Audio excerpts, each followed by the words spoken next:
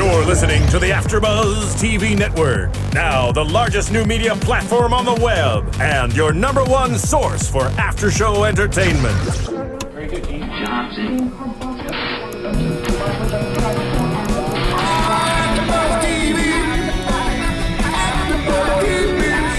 The AFTERBUZZ Studios in Los Angeles, California. Presented by Maria Menounos and streaming live thanks to Akamai Technologies. This is AFTERBUZZ TV's Shark Tank After Show. We'll break down tonight's episode and get you all the latest news and gossip. And now, another post-game wrap-up show for your favorite TV show. It's AFTERBUZZ TV's Shark Tank After Show.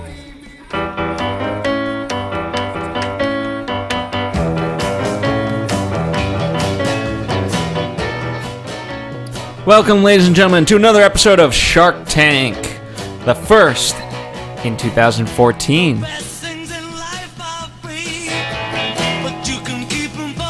I am your host, Phil Svitek. Unfortunately, Steph Z and Christina Zias could not join me tonight, so I'm riding solo, but fear not, we will discuss all the products and everything in depth, and we'll have fun doing so.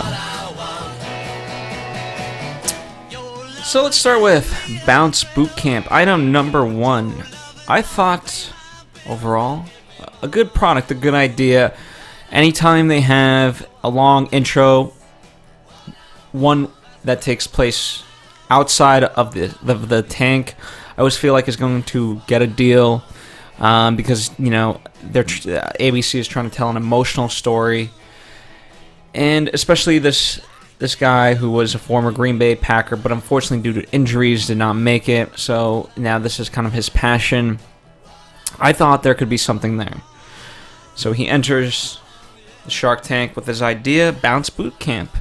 And I thought it was great how he had the kids as the people for the demonstration, talking about it. I always feel that's beneficial. He came in asking for $30,000 for 20% equity in his company. All in all, not a lot of money. One of the things that I like when they do explain, but unfortunately they didn't on this one, is what the money is going to be used for. And one of the reasons why I specifically found that interesting is that it costs $40,000 to set up one of these bounce boot camps, and he wanted to create a franchise out of it. It already cost them money to, rent out space at a school, at a park, and things like that. And I found it was interesting that it was only for 60 minutes. You usually when you do a boot camp, maybe it's 2 hours, things like that. Like camp literally implies camp to me. There's just so many, especially in the summertime. There's so many of there's basketball camp, there's soccer camp, baseball camp, all these different camps, and obviously all you really do at that camp, for let's say at least a week, from my experience, is just do that. His was interesting. You buy into this, there's various levels, and you get various sessions. So you get 60 minutes a session, and you buy into how many sessions you kind of want. And the interesting part about it was that it was a mobile company, which to me seems great. But then you have the idea of these franchises, and why it would need to be them franchised out if it's a mobile thing. I mean, that quite doesn't make sense to me, because if you're going to be all over the place already, at least that's the intent. Why necessarily be mobile?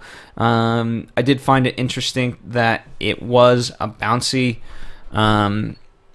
house, which kids already love, and now you kind of turn that into exercise. Mark, what I liked is, Steph Z and I joke about it all the time, but whenever the Sharks try out the product, they're much more apt to kind of fall in love with it, for lack of a better term. And unfortunately, that obviously didn't happen tonight. But I loved Mark racing against the child, and Robert kind of holding him back initially by the belt. And then Robert and Damon had their own little race. So I thought that was fun to see. Even Kevin was laughing, so I enjoyed that. So they've been around for 16 months, and he's been doing this. Again, the biggest thing, as Mark points out, is you got to really commit to this as an entrepreneur. And from everything that they've packaged earlier on, it seemed like he was totally committed to this and he believed in it. And yet he's only doing this 1 day a week. Why not at least 2 days a week or something like that? It just didn't make sense. And ultimately that's what people kind of got him on, was that this isn't a company. The business model is flawed. Kevin made one of the more interesting points of, had you sold 10 of these franchises, then I could buy into it. Because to set up one of these franchises at $40,000, and I'd love to see the breakdown of the full cost. He mentioned a trailer and things like that, and that being the mobile office, but I don't know. It doesn't quite seem like it needs that high a price point, especially if all you're buying is Bouncy House.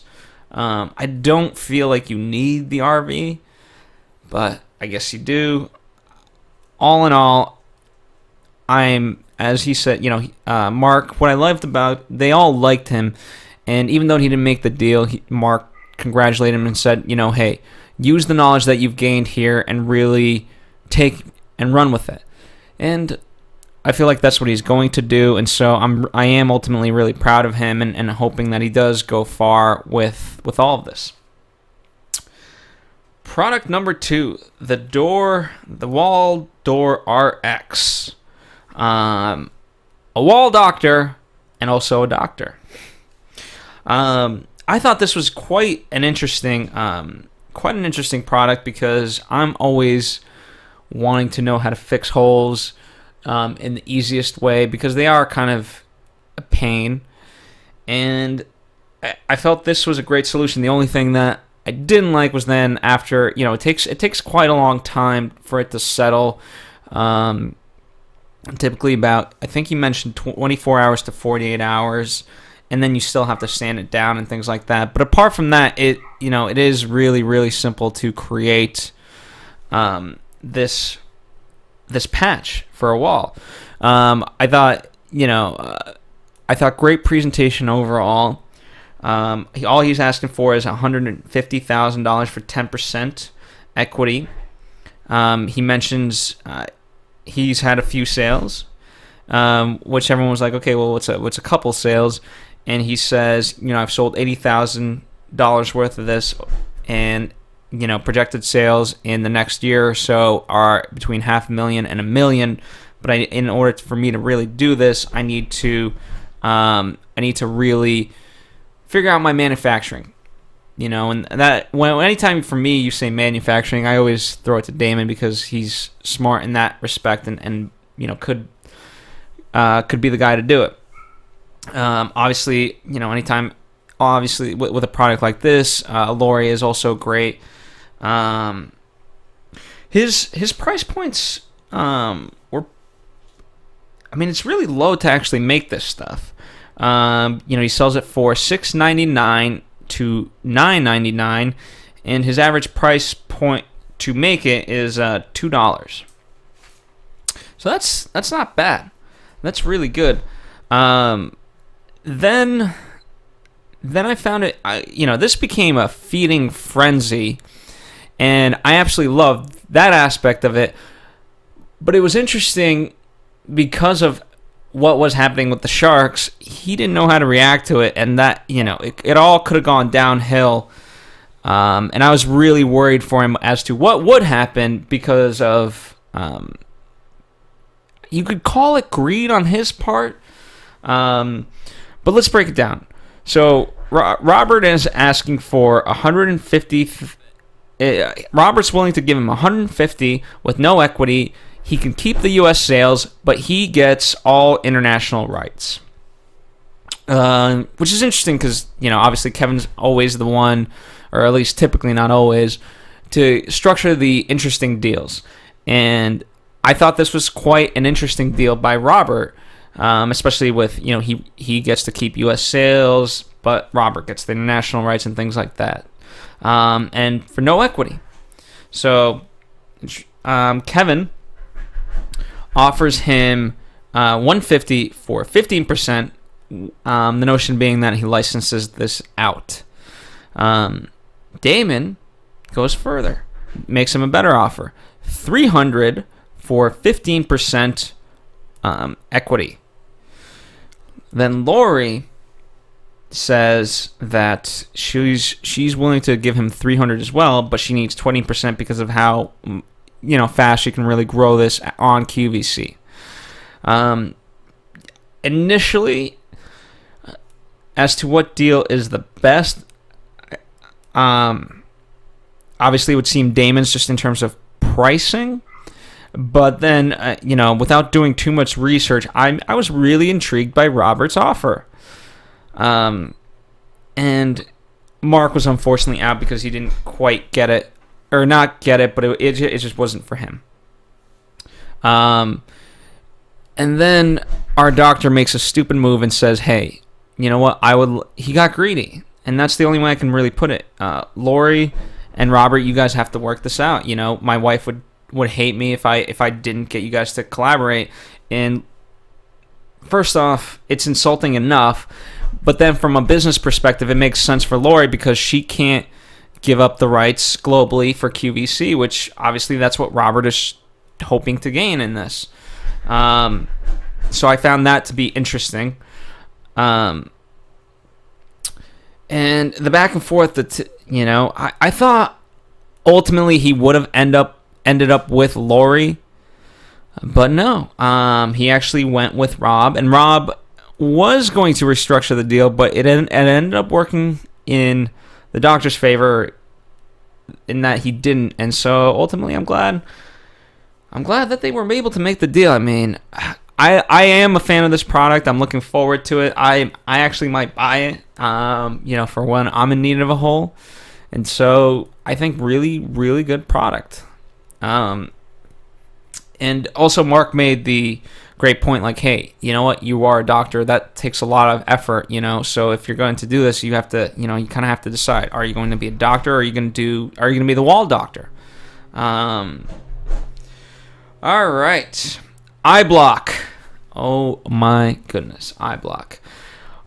This is one. I understand his passion for wanting to create safety, for wanting to obviously this is a big security threat. It is a big problem. Robert's obviously aware of it. But this is not the solution to do that by any means. And it's just when you have to kind of give that presentation, I mean, it just reeked of BS, right? Instead of being, you know what I mean? Even when you have a product like this, if you sell it with a different degree of confidence, then it could work. But he wasn't doing that. He was tiptoeing around the issue. He was trying to hype it up, and then ultimately he brings out, as Mark puts it, home plate for a cockroach baseball league. And so just no, the price point already for Lori was too high. It was almost $10, which is outrageous. She says it should at most be $1. Robert didn't, he liked the idea, but it wasn't the right fit. It wasn't the right solution. And so once Robert kind of put a stamp on it, since everyone kind of looked to him as the tech guy, as the person who would know most about this, and once he was out, Damon says, I'm out as well. Mark, I thought, made an interesting point in that this is not a company, it's a product, which is very true. If you want to be a company that specializes in computer safety, child computer safety, that's great. That's a great company. Very admirable, but this is not it. And what I found interesting and funny at the same time was the fact that his number one competition was sticky notes. I don't know if people will look at sticky notes and think to put them on their cameras so as to prevent hackers from viewing. But obviously that's a much cheaper solution, much handier solution for all of us. So hey, you know what? If you're listening out there, just use a sticky note instead. But yeah, all in all, everybody pulled out, and it was one of the more funnier things to me. So I'm not surprised at all. This iBlock thing is just absolutely ridiculous. I have no idea how it even got into the market, but you know what? All in all, what else could you have expected? And before we move on to the fourth product, let us take a quick break, and we'll be right back after this. TV. Hi, I was once like you, a lazy, angry loner whose only joy was watching TV and surfing the net. And, like you, after I'd see one of my favorite TV shows, I'd be so excited and have so many questions that I'd actually have to talk to my douchebag coworkers about it at the water cooler. Then I discovered AfterBuzzTV.com. AfterBuzz TV produces after-show webcasts and podcasts for TV series of all kinds, like post-game wrap-up shows for all your favorite TV shows. AfterBuzz TV hosts are industry insiders who break down episodes of shows, take calls from fans, and interview cast and crew from each series, with over 60 different after shows, from Boardwalk Empire to American Idol to Vampire Diaries to Real Housewives, and more. Now, after a night of TV, I can ignore my stupid coworkers, who I hate, and go straight to my desk and watch or listen to all my favorite AfterBuzz TV after shows, and have all the TV fan interaction I need. Thank you, AfterBuzz TV. AfterBuzz TV. What do you want to buzz about? Welcome back, ladies and gentlemen. Thank you for allowing me the time to take a quick sip of my water, regather my thoughts, and now we're back with Groovebook. I thought by far the best product of the night, Groovebook, because I like the idea. We all take all these photos and we're just inundated by them. And yes, they go to Instagram, they go to Facebook, they go to all these different things, but there's still nothing as genuine, as beautiful as a real printed out picture. It has more significance and weight rather than just kind of on Facebook and things like that, because even when you're clicking through, let's say, a Facebook profile, you don't have that sense of nostalgia, but when you look at a photo, you get that. And one of the best things that they did was, in their presentation, they had a photo of Damon as a young kid with hair, and again, it's such a tender moment. For those of you who are fans of, let's say, Mad Men, there's a great speech at the end of season 1 about photos and nostalgia, and I felt like it applied in this, and they were able to really capture that. But obviously you need more than nostalgia to be able to really sell the Sharks. So now they're asking for $150,000 for 20% of the company. So it's interesting because you get basically 100 photos a month, and you get it mailed to you, and it's $2.99 a month, which I was blown away by the price. And essentially they make 70-cent profit because it takes them $2.30 to make.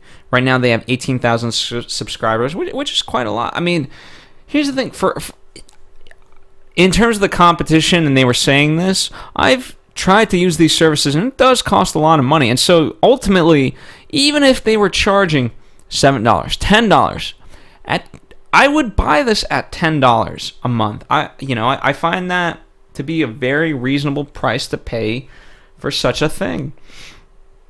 So I don't think, Mark was the first one to point out, the fact that you want this in every home in America is just too, don't sell me on that, because it's never going to happen. Obviously his words were much more eloquent than that.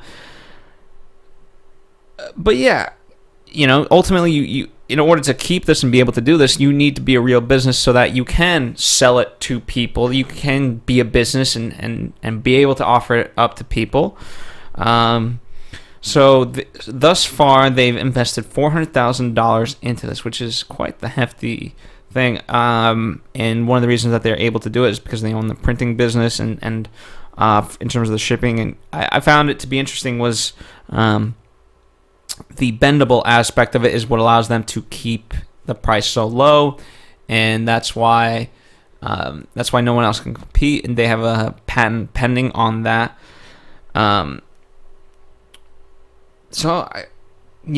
then not necessarily it didn't become a feeding frenzy per se, but people were kind of intrigued by this, and Mark was the kind of, it's always interesting, like they wanted to go after a licensing deal, but they were very specific with how they were going to do it. Mark wanted to give them $150,000 for 100% of the rights to sell it to other places, Shutterfly, Flickr, all these different photo services that are out there. And it makes sense. Why compete when it's already out there? You're just offering a great service. You don't need to be that. And so I thought that was an interesting point. Kevin, on the other hand, he wanted to basically buy the whole product. So for $750,000, which is what they valued their company at, he wanted to pay all that and get 100% of the equity. These guys were not budging on it, and it's he valued the company at $6 million. Obviously, not going to happen in that sense.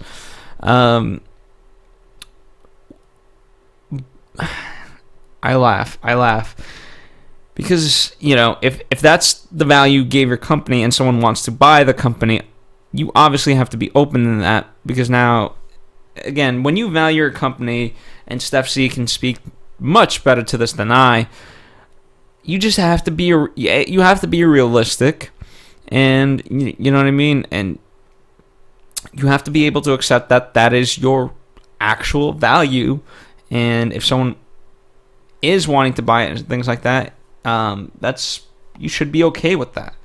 I'm not saying you should have gone with the Kevin deal, but obviously you can't throw out $6 million all of a sudden. Not going to work. Lori, ironically, now does want to work with Rob. They're willing to pay half to get half. And then the interesting part was Mark and Kevin. I would have really liked to see, they did the cutaway, but they kind of had Rob and Lori talking. I'd have been interested to see what they were actually talking about. Obviously, we know that the deal that they structured, which is $150 for a license of the same name, and then an 80-20 split. And ultimately, that's who they went with. I thought it was the best solution to go with, in terms of, this is what you want to do. You want to license it out to the other people, and that's the advantage of the Sharks. They've done this so many times. They know how to structure a business deal, and they know how to be realistic. And it's not like they're trying to gyp you. They want to make money just as much as you. And so ultimately, yeah, I'm glad they went with that. So all in all, a really good episode for me. I enjoyed it heavily. Again, I apologize that it was just me today. Obviously, the discussion is a lot more livelier when you have the full panel. So we will have Steph C back next week. We'll have Christina Zias, and we may be adding a few other people to the panel who are huge fans of Shark Tank. But thank you guys for listening to me this week. Let us know your comments of the different products. What was your favorite? What was your least favorite? What deal was great? What deal wasn't? How you would restructure or structure things differently. We just want to keep the conversation going. So thank you guys for tuning in. Once again, it's at AfterBuzz TV, whether Facebook, Twitter, Instagram, and definitely check out some other shows that we are doing. For example, Steph C is doing The Bachelor. Christina Zias, she covers a whole slew of shows. One of them is MTV's Awkward. But yeah, we'll see you guys next week. Excited to be back in 2014 for Shark Tank. From executive producers Maria Menounos, Kevin Undergaro, Phil Svitek, and the entire AfterBuzz TV staff, we would like to thank you for listening to the AfterBuzz TV Network. To watch or listen to other after shows and post comments or questions, be sure to visit AfterBuzzTV.com. I'm Sir Richard Wentworth, and this has been a presentation of AfterBuzz TV. Buzz you later. The views expressed herein are those of the hosts only and do not necessarily reflect the views of AfterBuzz TV or its owners or principals.